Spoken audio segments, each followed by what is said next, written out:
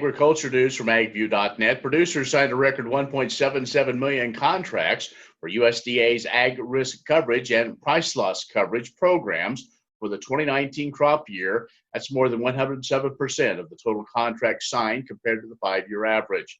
USDA also reminds producers June 30th is the deadline to enroll in ARC and PLC for the 2020 crop year, then make that one-time update to PLC payment yields by September 30th.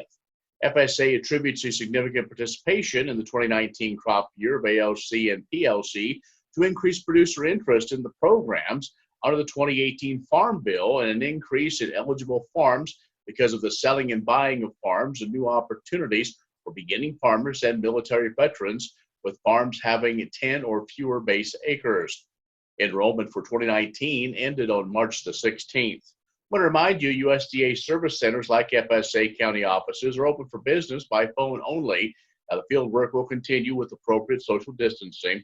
Now, while program delivery staff will continue to come into the office, they'll be working with producers by phone and using online tools whenever possible.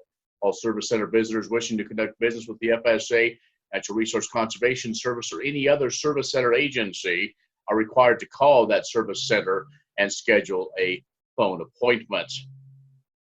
Well, the Kansas City Federal Reserve Bank reports a slowdown of farm lending in the first quarter of the year.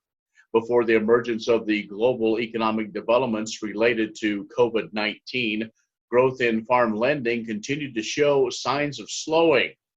Now, according to data collected early in February, agricultural lending activity showed further signs of slowing in the first quarter, despite an increase in the volume of operating loans. The total volume of non-real estate loans remained above the historic average, but were about 10% lower than a year ago. Despite a decline in most types of lending, loans for operating expenses increased nearly 10%. The overall decline was driven by a drop of about 30% in both livestock loans and loans for miscellaneous purposes. KC Fed says demand for farm loans may increase as economic disruptions associated with the COVID-19 pandemic could put additional pressure on farm finances. More on these and other stories at AGVIEW.net.